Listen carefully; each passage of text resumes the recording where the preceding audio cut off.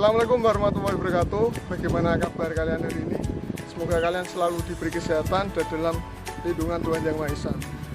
Di masa pandemi seperti ini, jangan lupa kalian selalu menerapkan protokol kesehatan, yaitu dengan mencuci tangan menggunakan sabun dengan air mengalir. Setiap keluar rumah jangan lupa memakai masker dengan baik. Dan terakhir, hindari keramaian jika terpaksa kalian harus keluar untuk mencegah penularan virus corona. Tuh. Berikutnya, sebelum kita memulai kegiatan pada hari ini, semoga kita nanti diberi kelancaran selama proses dari awal sampai akhir. Berdoa, mulai. Selesai. Pernahkah kalian menonton perlombaan atletik, terutama pada cabang nomor lempar lembing? Mungkin pada tingkat nasional di PON atau mungkin ASEAN SEA Games, mereka bisa melempar sejauh mungkin. Kalian bisa membayangkan nggak kenapa lemparan mereka bisa jauh? Di sini untuk sebagai awal saya jelaskan, mereka membutuhkan 1, kecepatan, 2, tenaga, 3, teknik. Untuk lebih lanjut nanti kita bahas pada sesi berikutnya. Dari uraian yang saya jelaskan tadi, lempar lembing merupakan bagian dari atletik. Untuk atletik merupakan olahraga yang terdiri dari jalan, lari, lempar, dan lompat, atau bisa kita singkat menjadi jalalelo, dan merupakan istilahnya mother of sport.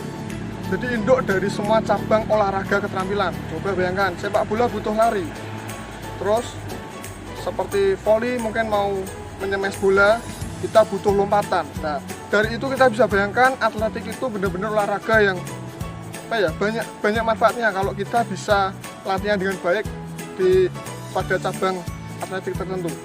Terus untuk atletik, tempat yang bisa kita gunakan disebut track and field. Track itu lintasan, itu bisa kita gunakan untuk nomor lari. Dan field, lapangan, itu bisa kita gunakan pada nomor lompat dan nomor lempar. Pengertian dari lempar lembing yang sudah saya jelaskan tadi pada uraian awal sebelumnya, merupakan cabang dari atletik yang mengharuskan seseorang melempar lembing sejauh mungkin di lapangan yang ditentukan. Untuk lembing bisa terbuat dari bambu, aluminium atau fiber dengan ukuran untuk putra panjang 2,6 sampai 2,7 meter dengan berat 800 gram. Untuk putri panjang 2,3 sampai 2,4 meter dengan berat 600 gram.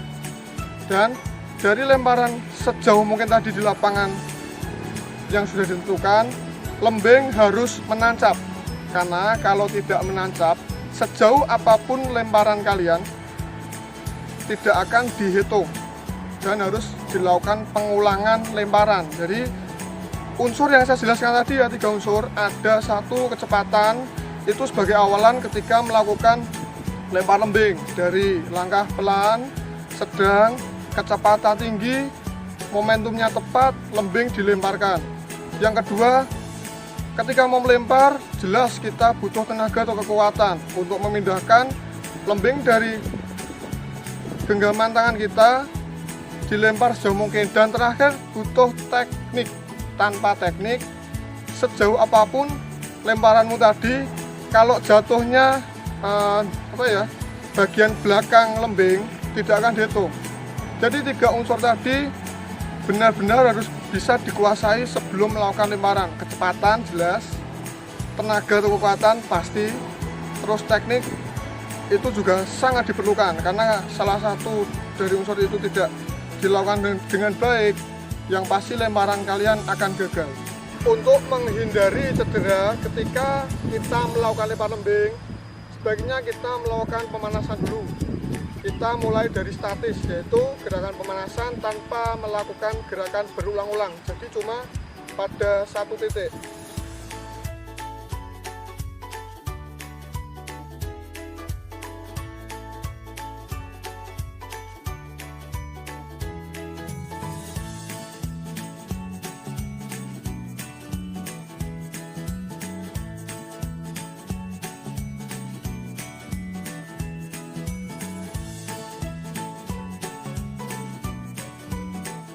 Berikutnya kita melakukan pemasangan dinamis, yaitu melakukan gerakan berulang-ulang. Tapi diingat, gerakannya berulang cuma satu gerakan, maksudnya tidak diulang 2 kali dalam satu gerakan. Jadi berlawanan, kanan, kiri, atas, bawah, depan, belakang. Oke, kita mulai.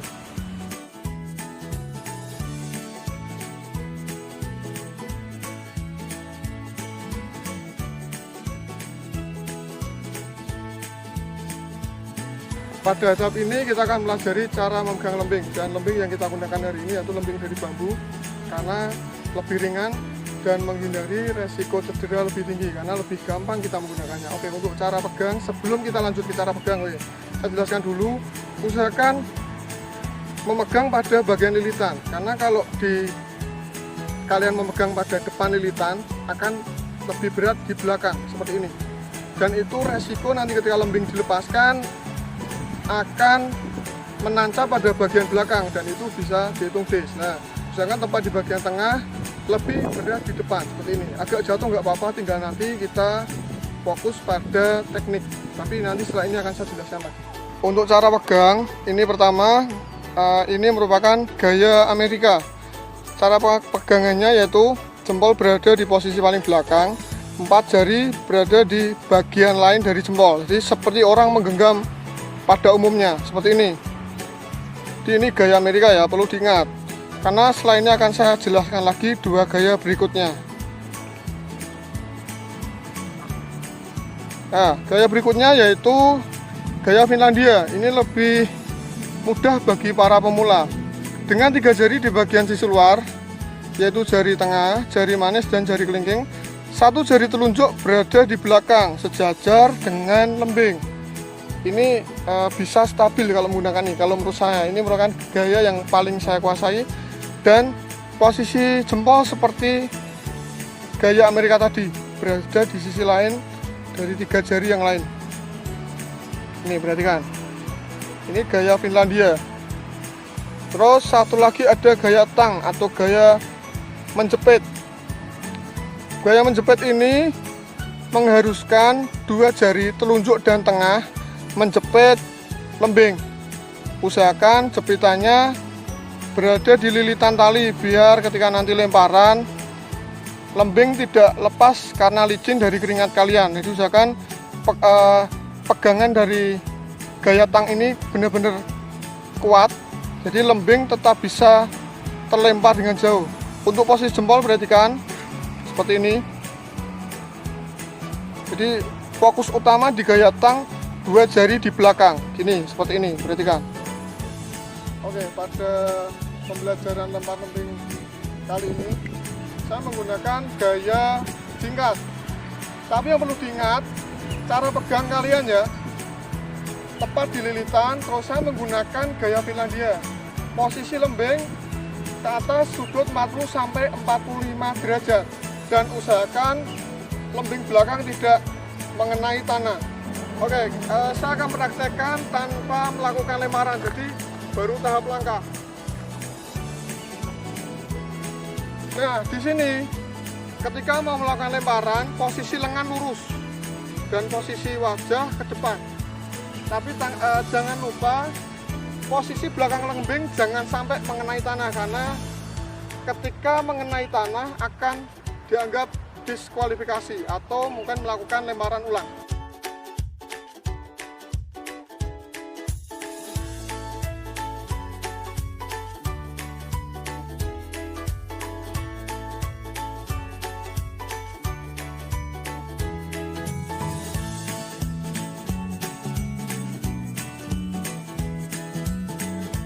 Dari penjelasan saya tadi, saya sudah memberikan contoh untuk awalan tanpa lemparan.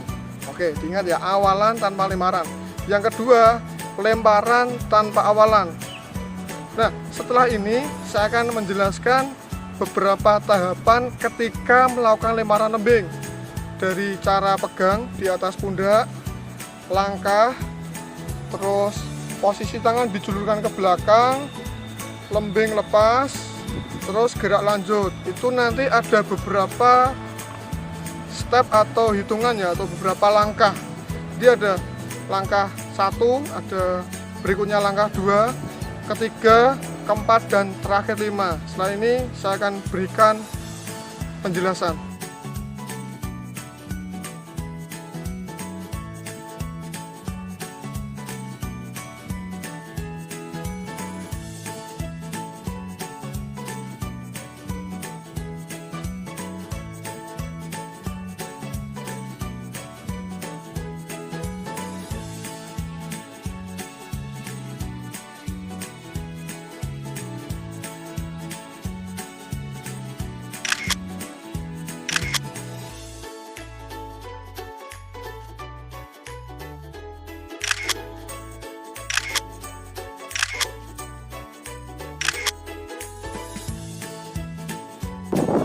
Video dari saya untuk tahapan lempar lembing dengan gaya jingkat dengan pegangan gaya Finlandia.